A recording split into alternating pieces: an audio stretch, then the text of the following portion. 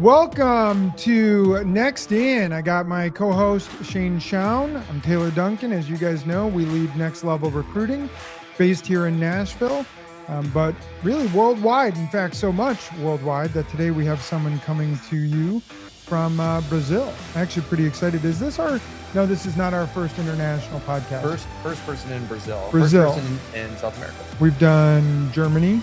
Yep. And then we did Asia. We were in Asia with one of them. France. Well, we weren't Bosnia. in Asia. We were not in Asia. Our guest was. So today exciting. We are joined by someone on the recruiting side. So not in a technology company. So we have Gabriel Chaves, who is, like we said, down in Brazil, and he is the head of global talent, VP of recruitment for Micro1 AI, and they've been exploding, growing really quickly. So it's going to be exciting to hear from him. So yeah, I'm excited to hear about his journey in talent, and honestly, really excited just to talk about like what is AI doing in the recruiting space today, which we'll end up getting into after we get to hear about Gabriel's story. But I'm really excited about like, is AI taking over? Is recruiting going to be obsolete? What does that even mean? I don't know. But AI is going to kill us. We've decided that in other podcasts. So singularity. Yeah. Robots will start recruiting robots. Agents will start to recruit agents. Absolutely. Okay. All right. Skynet. All right. So let's bring on Gabriel. Gabriel, come on. Let's bring him on. All right. So we got Gabriel Chaves. Where are you coming to us from? I know Brazil, but where specifically in Brazil? Let's say bom dia. Hey guys, bom dia. How are you? So, I'm talking from the middle of nowhere, Paraná, Brazil. But I'm gonna move to a way more beautiful town called Florianopolis, which is literally paradise. And I'm excited for it. It's gonna be 2 weeks from now, and now my house is a mess for it. Yeah. What is that short? It's Floripa. There you go. Exactly. You're well versed. So we just brought somebody on that will be starting on our team there next week. Oh, I'm personally terrified by bugs, so that's my only curiosity. Whenever I think of traveling, is like, what kind of bugs you got? Like, are there it's not Australia level, that's for sure. They Okay. bug you a little bit, but it's not close. It's better actually when I lived a little short while in Canada, and in the summer there specifically, they had way more bugs than we do. So you'd be golden there. No, see, but you guys have the scary ones. Like people are like, oh, it's really bad. All the, people from Seattle will say the bugs in Chicago are bad. I'm like, no, those are mosquitoes and flies, but they're not like the spiders that are like. Yeah, we have more than that for sure. Yeah, but not that many. Honestly, never been bit. Okay. That's good. I know when I was in Sao Paulo, I'll be there next week, but the last time I was in Sao Paulo, I saw lizards on the street, monkeys running around. It was awesome. I like Which Sao Paulo did you go, man? That's not my Sao Paulo. It was like outside of Pinheiros. I don't know how to say it. There you go. Yeah, they have some reserves there. Yeah, it's pretty cool. All right. Well, I'm jealous. I want to get down to Brazil. Shane, I'm jealous you are getting to go there next week. So, but let's talk about you, Micro1. We'll start with you. Maybe give a little bit about your background. Obviously, people listening here are like, wow, VP of recruitment. Like this guy is running the entire recruiting arm for Micro1. Building Skynet. Yeah, exactly. Building Skynet and taking over. But how'd you get there? Because I'm sure, you've had quite a journey that probably is not in a perfect linear path. So how did you get to where you're at? Well, I started in 2012, actually. I actually just had the possibility of working in recruitment as an intern in my first year of college. And here in Brazil, it's more usual that we work while we do school. It's way more usual than like that because we have like night school and all that, and then we just work and through most of the course. But I started as an intern in HR itself, very core HR, like paying salaries, timesheets, you name it. I lasted a whole 3 months there. I absolutely hated it because back in the day, I had ADHD. I didn't know I had ADHD.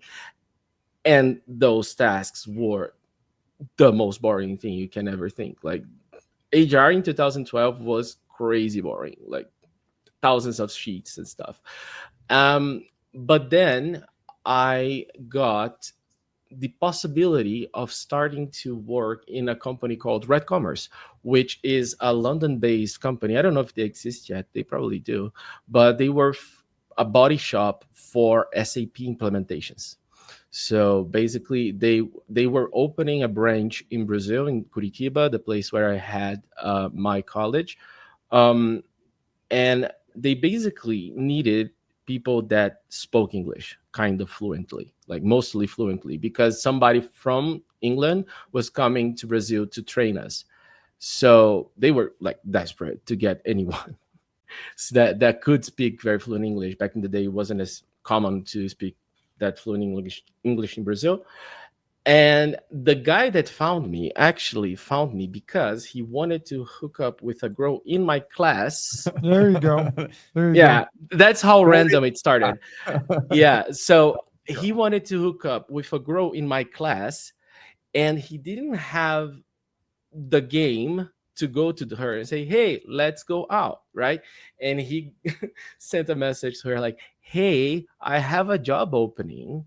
Do you speak fluent English?" "Oh, no. Oh, so post it in your Facebook groups that you have like in college and such, please."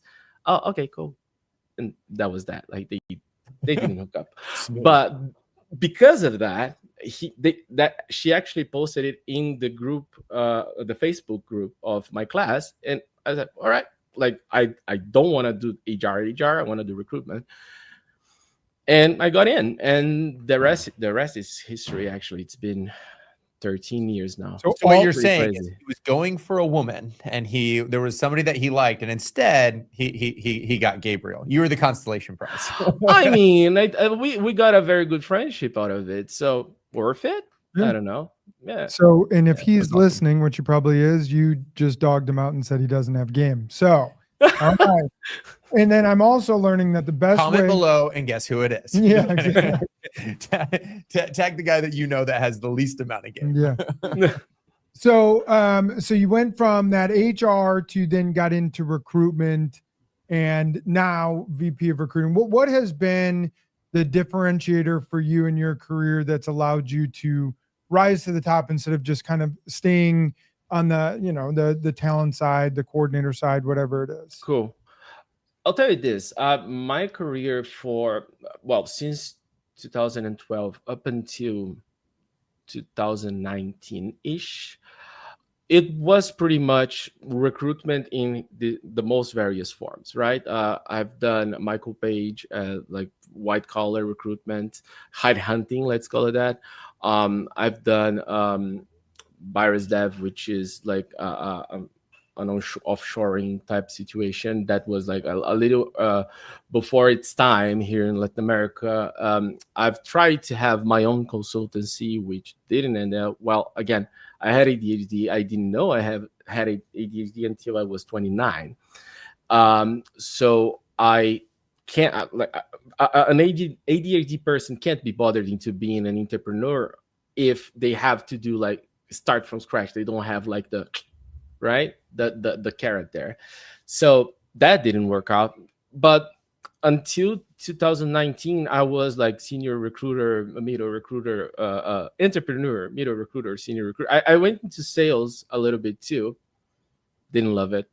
But at the end of the day, I think the fact that I had a little bit of experience into everything made me very complete in the sense where anywhere I went afterwards that I had to build processes from scratch. I had to change processes.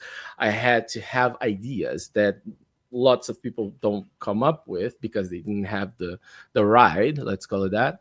And because of that, I can like just bring back things that happened in my career. Oh, I actually went through this, and apply what I wish I had done back in those days. You know what I mean? So that was something that I honestly helped a lot. So since 2019, I started having like leadership roles. 2019, 2020, something like that. Started to have more leadership roles, and I honestly found myself because I This is the part that I like. I really do enjoy the coaching part and the strategic part of management and the macro level, the game theory that is around like the politics and the, well, like the whole game that is being a strategic high performance leader. Yeah. So tell us a little bit about Micro1 and what you guys are doing in the recruiting space. Of course. Well, Micro1 is powered by Zara, which is our golden goose egg, our engine, and our most important product. Basically, what we created is a really good interviewer that not only is able to scale business like globally all the time, 24/7 and all that, but also gets way better consistency out of interviews than if we're using people to do this more technical parts of the interviews. So basically, what we've done with Zara, at least in our perspective here, is to not only leverage the amount of people that we can vet for any type of role at any moment, because get, based on the knowledge that we've put into her and the logic that's put into the prompts and all that, um, we also get an output that is very consistent and very crunched down into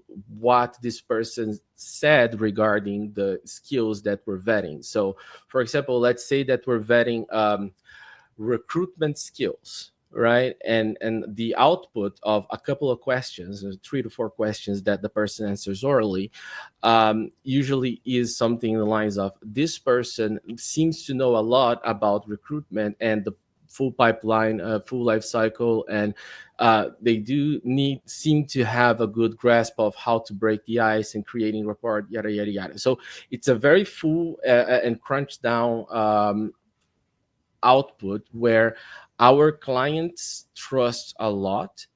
And because the interview is very seamless, it's not we're getting into the human like level, we're going to get there, but it's looking more and more as an experience that is not as dreaded as usually people have with like personal interviews. Yeah, let's think about that. So there was a point in time, and you and I had talked about this previously, of like what your perception of what AI was before you got into Micro1, right? So when people were starting to ask questions, was like, is AI going to replace recruiters? Is it going to replace interviewers? Like, how is AI going to function in day-to-day operations? I know that you walked in with a bias, and that bias has radically shifted and changed throughout your experience. But help me understand, before you were at Micro1, what was that bias? What was that expectation? And then what was the evolution of that to where you are at today?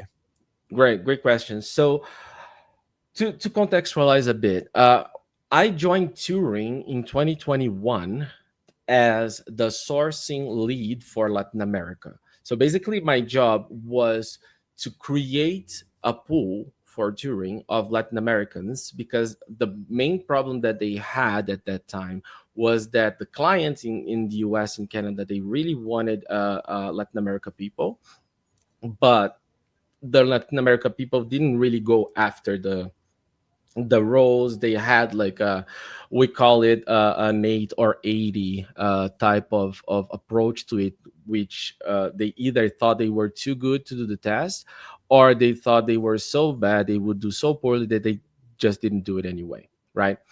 So I got hired there to basically be this facilitator of getting people greased up to wanting to do the interview, creating this pool, creating an image in Latin America, creating like a consistent, really image that Turing was a good place to do interviews because they actually had jobs and things like that, right?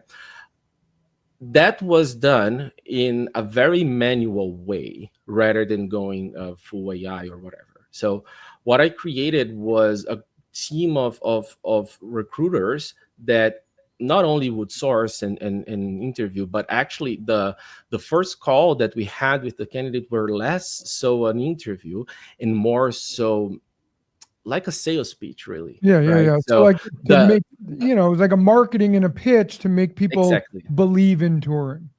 Exactly. So the whole idea, the whole concept of it was based on a mind map that would find the pain that this person was feeling, the reason why they were at the call, and based on that pain, we would follow this to create and generate report urgency and all that. Right. So, for example, if the person would say, "Oh, actually, I just got like triplets, and I need to double my income tomorrow, if possible," right? Now, in this case, the call becomes way more transactional than a person that is looking for, oh, I'm looking for the next challenge of my, it's different. Yeah. So the call would end up way more transactional. Like, all right, so now I am your agent. I'm going to figure out how to get you. How much do you want? 40 an hour? Cool. So I'm going to give you the $40. Or if I can't, I'm going to say exactly how much I can. So I'm not gonna bullshit you. I'm gonna actually try my best to get the most money for you because I know this is what's important to you, right? So doing that manually allowed us to get into the Latin American market, and people started to know us. We ended up like having crazy stories, such as a guy that got hired. Later, the recruiter was at their town, and the guy that they hired, like 2 months, 3 months back, were like, "Hey man, let's have a beer. Let's mingle because we created such good connection that I really want to have you as a friend, not only as my recruiter that helped me." So this is the mindset that I joined Micro1 because I had just left touring, right? So your So when mindset was it's all manual, it's all relationship driven. Our value is there's an more about art, selling there's this, yeah, there's this art, not a science. structure. Like the value add is getting all Yeah, front of funnel. There's nothing that's actually like facilitating the yeah. qualifications throughout the pipeline. It's only front of funnel, creating marketing qualified leads and then kicking it down the road and saying, now it's your turn. Yeah, and this is the idea. That this is how I got into a call with Fali, right?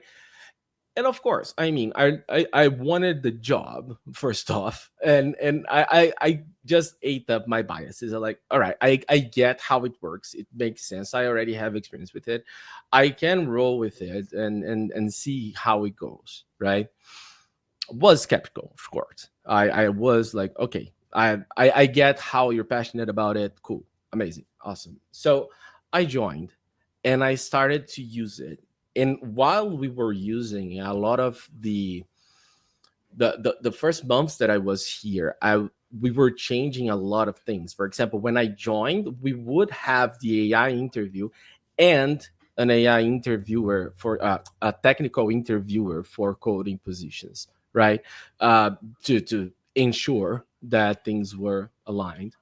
Yep. What happened usually was that they were, so like over 90% of the time, the result would be the same.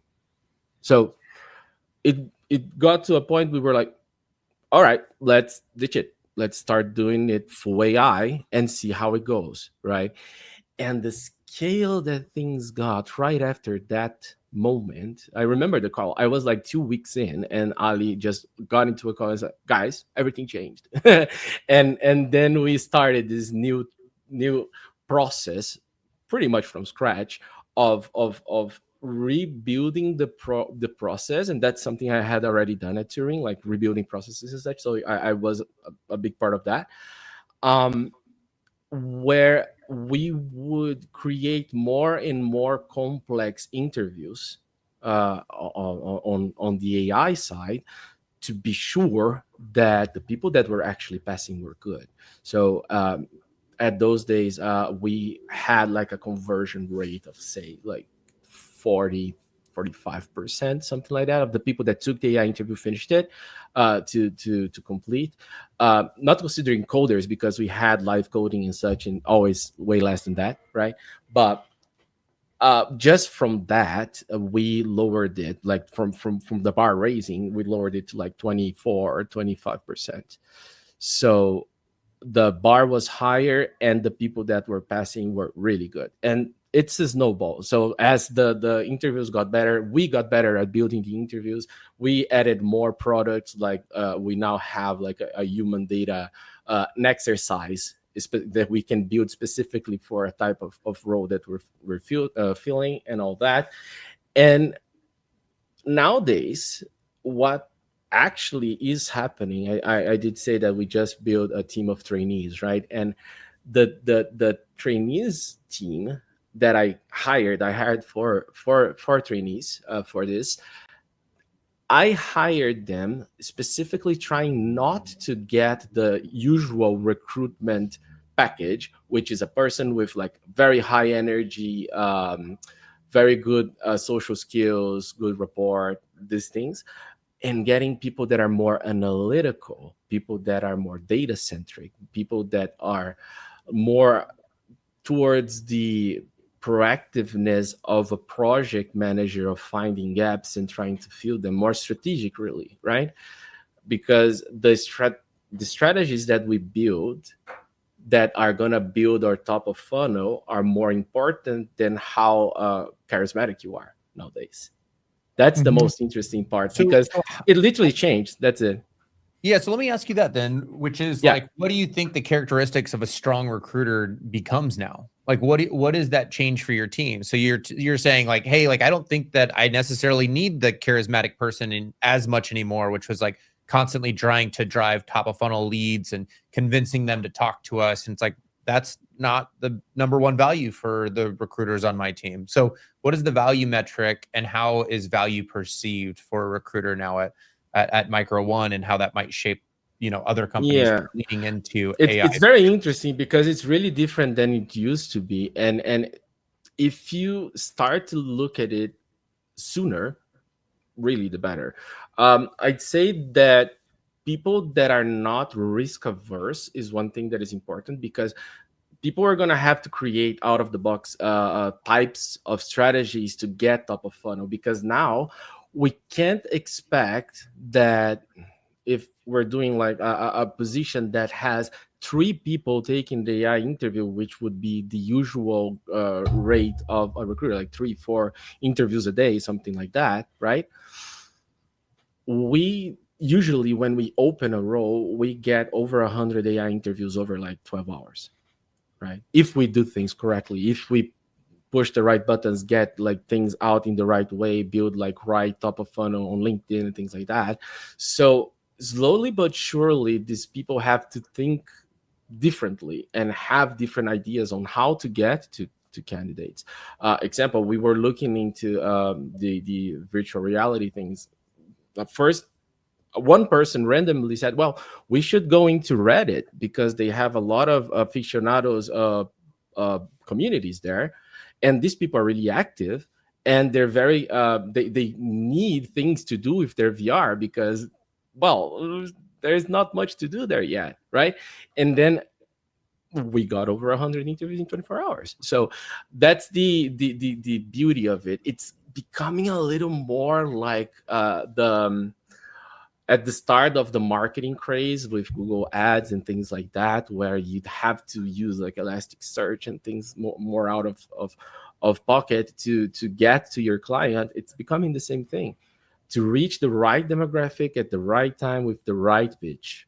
So that's more a skill that is not really developed on when it comes to like, oh, I'm gonna build this hunting ground and I'm gonna punch it until I find someone, which was the case when we were doing recruitment.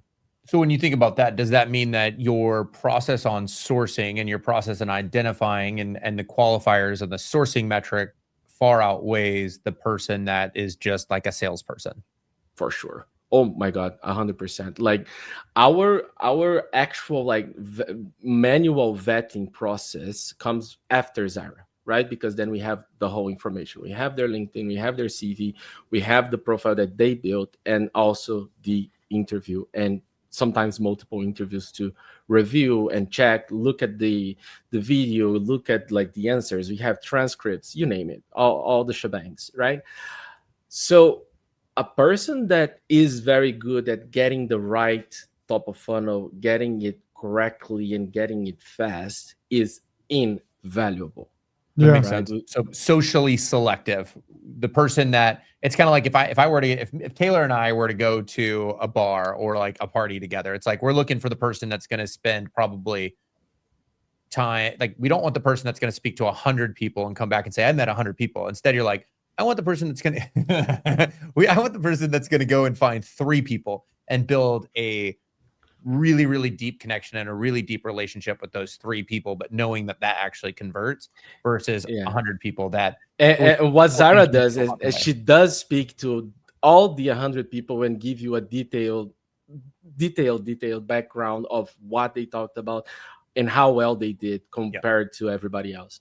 That's sort of the job. So you, by seeing this, you have a pretty large landscape on, we'll call it the almost the job growth, the recruiting space in the world, right? You guys are global, right? So what are you seeing? And, you know, I've had clients of ours ask us what we're seeing, because again, being a recruiting agency, predominantly in the United States, they're always asking, hey, you know, the headlines are jobs are going away, or the headlines are this industry is booming, or this industry is busting, or whatever. And they don't always know, because they're in their singular lane of their one product that they're building, and their, you know, the people that they talk to in an interview, and what they see on Fox News or CNN or whatever it is. So, but you get to see a really massive landscape. What are you seeing in the trends of the recruiting space? That's a good question. So I'd say that the main thing that I can take out of what you're asking is basically the jobs are not out, they're just changing, right? If you consider the amount of new jobs that are coming into the AI world, for example, like for anything regarding data annotation and AI training and chain of thought and all those things, we need people that are really qualified, right? Doing languages, for example, linguistics was a thing that everybody said back in the day, you're wasting your degree, you're not going to use it for anything and all that. You are. If you have a very good linguistic background, you're not going to be out of a job for the next 4 years. Honestly, if you're good at it, you're going to have all the time, you're going to have something to do, right? I think that what's happening is something quite similar to what happened in the .NET bubble, where a lot of people got, oh my God, I'm not gonna, how am I gonna work in a bank? I don't know how to work in a computer. Whereas their son was looking at it and like, okay, I'm gonna learn how to code. Mm-hmm. Now we are in this other frontier of like, all right, I'm gonna understand how to leverage AI and do those things. I would agree. I think with, like, a lot of our clients are talking about how roles are just shifting, responsibilities are shifting. It's just like, if you're a product manager and you're not learning how to vibe code and being able to present your own POCs, you're outdated and you're going to get left behind. If you're a sales rep and you can't figure out how to do some of that stuff and you can't coach yourself, you're going to be out of a job. Like, everybody's starting to go into sales is much more of like almost a GTM, where everybody's becoming a lot more socially selected in some of those environments. And I know Taylor and I have talked quite a bit about who do we think is a good salesperson to drive B2B business versus who is a good recruiter. And I think that we've over time started to realize more and more, using things like a DISC or a culture index or whatever, that the people that are socially selective, less social, but more data driven, happen to be a lot better at actually closing candidates for our clients and headhunting the right way. Well, and in a podcast that we recorded not that long ago, a company really deep in the AI space, one thing he talked about, it was actually they're booming, right? They're growing massively. He's not looking for engineers that know one particular skill, you know, one type of coding language, but rather someone, obviously they need to have a coding ability, but because of AI, it's allowing them to go, I code in Ruby, and now I can use AI to kind of show me how does that translate to Python, and I can pick up Python way faster. So it's almost like people being a little bit more malleable. You need to understand how to code, right? Me versus the guy in Ruby, he's better at using AI to learn how to code because he knows the general theory of coding and how it works. They want curiosity, people ready to learn, because AI can teach them new things really, really fast. But it's really cool when you think about like how somebody can shift architecture at the drop of a dime now, where it's just like, we want to actually use the tool that's going to be best for the job. And sometimes, 5 years ago, there was a huge barrier to entry for that, which is our entire legacy infrastructure is in this one code base. Like, how are we supposed to go from here to there? And how are we supposed to take our monolith and turn that into microservices? And how are we supposed to lift and shift all of that? And that seemed like it was millions of dollars, tens of millions of dollars, total waste of time. Now it's like, oh, we could do that, and we could repipe pretty fast, pretty efficiently, and if we you don't think have to change our about team to do it. and if you think about it, like we're thinking the market right now, because this is the tendency that we're seeing now. Think of the people that are like starting college now, and they're gonna be out in the market in like 3-4 years. They're gonna be so used to this craziness, chaotic thing of like, I'm not attached to anything. I can vibe code, I can design, I can project manage, I can speak 4 languages because I use my Ray-Ban glasses that that give me subtitles, whatever. The world is changing in a way that people are not a singular thing anymore when it comes to like their skills. For example, I myself, I was a recruiter since 2012, and I was a recruiter forever until 2021, I'd say.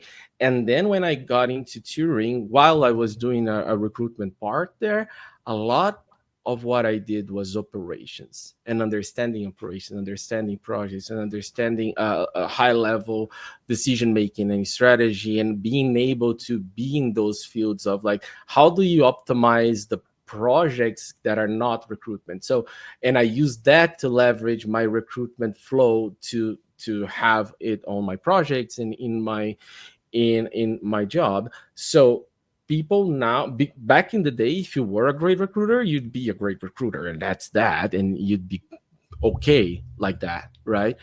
But now there is a whole background of things that you must know, and later, and this is something I was thinking that is really interesting when it comes to AI and universities and such. They're having a really hard time because the kids are using AI for everything, right? But if you think of it this way, they are going to use AI, right? So why don't the professors and the teachers change the complexity of the work? So use AI. You can use AI, but you gotta make this huge thing that is multicultural, multi-domain, and that you're gonna really have to have a grasp of these whole things, and create full cycles, like end of project, end of course projects that would be that's a 1 week assignment now, right? So people are gonna be sped up because of it, much like the internet. The same thing happened there. So the shift is right now, what we're seeing is the growing pains of being in the middle of another bubble when it comes to market, and that's going to happen to jobs and things like that. Yeah, actually, interesting point. I got kids in high school, and the idea of, do you use ChatGPT to write your paper and things like that, and I sit in my old man brain that says, no, read the book and then write your paper. But I guess I'm seeing where the future is going, and I'm actually encouraging. I had she was a 4th grader, mentioned she used ChatGPT, and her older brother told on her, and he was surprised when I said, I'm actually really excited that she did that, because that's where the world's going. Let's be clear. That's like telling my kid not to use a calculator. I mean, you're going to use a calculator. That's okay.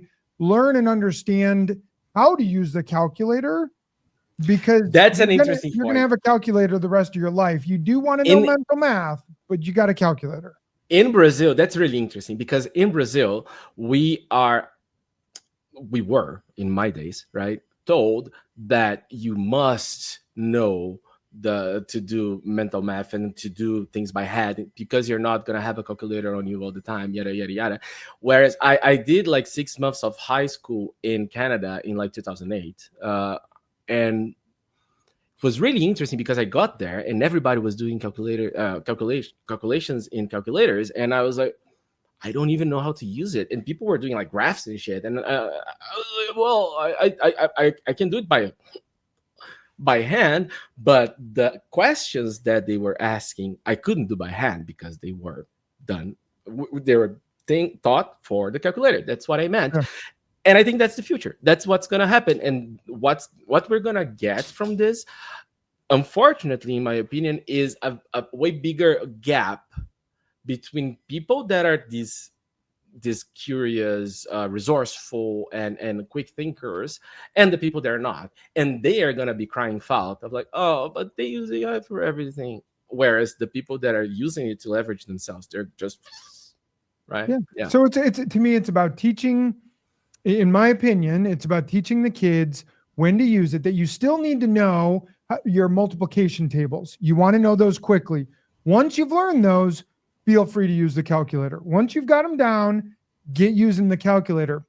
You should read the book, but it's okay to allow AI. Don't have AI write your paper, but definitely use it AI, to proofread. Yeah, to proofread it, to teach it, to make it sound better, to let it grade it, to like go give me feedback and what are things that I should adjust and get, like, tell me why. What are some ideas? It's kind of like if AI is getting involved in music, right? Like Suno, and there's like some really, really cool applications around music. Yeah.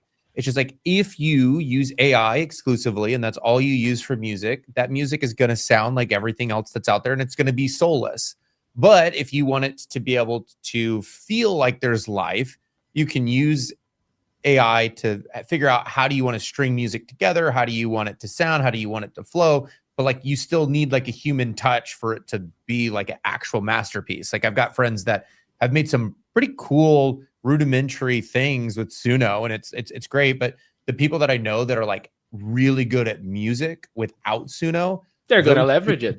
They're unlocking their potential like crazy. And it's like setting the world on fire. And it's awesome seeing some of the stuff that the musically inclined, musically talented people are able to accomplish with the leverage of technology, rather than relying exclusively on that by teaching it music. That doesn't work. That's a great parallel, actually, because think of it this way: back in like 1970s, 80s, and things like that, everything when you were recording was like very manual, and they, like, those tables were like completely huge and such. And then the DAWs came, which are basically like how you create music in like the 2010s, 20s, right? You'd learn how to use the DAW, and in the DAW you can already like use a little bit of autotune and use reverb here and treble there, and and you could do it in your computer. That was already a game changer. Now that we have AI, and the people that have this music mind, they're just gonna kill it, right? Difference and is, that's the thing.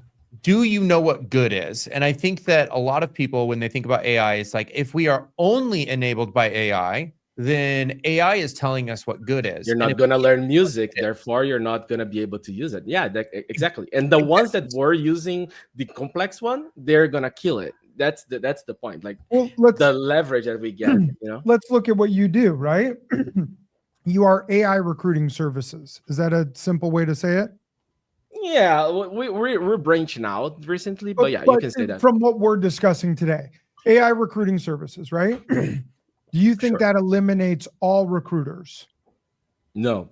But I have had that conversation with our CEO already, actually. But good recruiters know what is good and what is not good, and we know exactly how to leverage the data we have to be able to make effective, strategic, operational decisions based off of the current strategic needs of the business. It's like, now that we have this information, we know that this person is going to be good for the strategic vision of this grouping of people. So it allows us to leverage our resources, leverage our understanding of what is good. So when we see good, we identify good, and we maximize it, and we accelerate it faster than we've ever seen it before. Yep.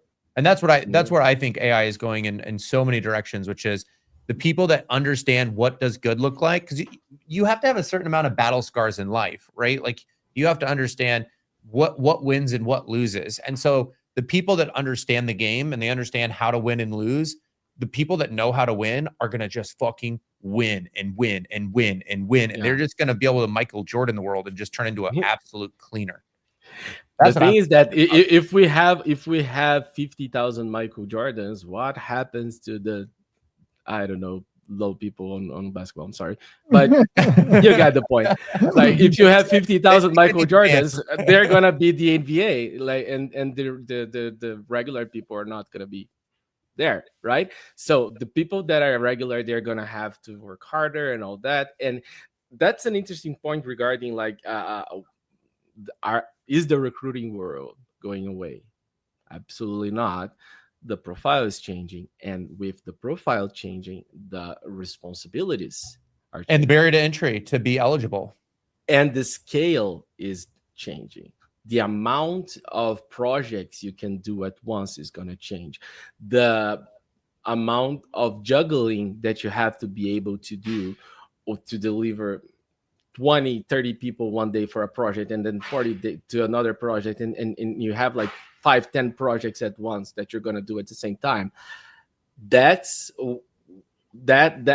are going to be the things of the next level. And also we are going to start adding responsibilities to these recruiters. So the 360-degree recruiter is going to be more prevalent. They're going to sell as well. They're going to farm. They're going to be looking into product, how to optimize product, things like that. So we are, instead of like, oh, is the recruiter going to die? No, it's going to evolve for sure. It's going to go to other places. Yeah. And again, if you're a person that is a recruiter and you are this ray of sunshine and that creates rapport with everybody, you have headhunting. Headhunting is not going away. Headhunting is a thing that is going to be there forever. White collar jobs need people because the nuance is too great. There's no way to do it with AI. Like, we use AI to leverage it, but at the end of the day, we end up doing a lot of interviews meanwhile. Right? Yeah. And we're seeing that again, just to sort of use another industry. We talked to AI in healthcare, and their focus is really on primary care because they can build that language model for it, but it's not in mental health because there is more nuance. To your point, it's not going to cover all the bases, but it's going to take care of a really big, swath of them, because they can train for the nuances of primary care, and that's their focus. Yeah, that's the next level, right? Like if you think about it, like when we're thinking about like human data and how the models are trained, when we started, I actually was part of the first ChatGPT LLM burst at 2021, 22, something like that, around there. That they actually started to hire like crazy, like thousands of Python developers and such. And the level of the things that were needed from these people were way easier. Like I could do it at the start, right? And then it became harder. And then we started to go into professionals. And then we started to go into masters. And then we started to go into PhDs. And the thing that is happening is that like the hard parts, as you said, like the nuances, the voices, the things that are there, it's the next thing. Right. And that's why, as I said, like people are going to have jobs.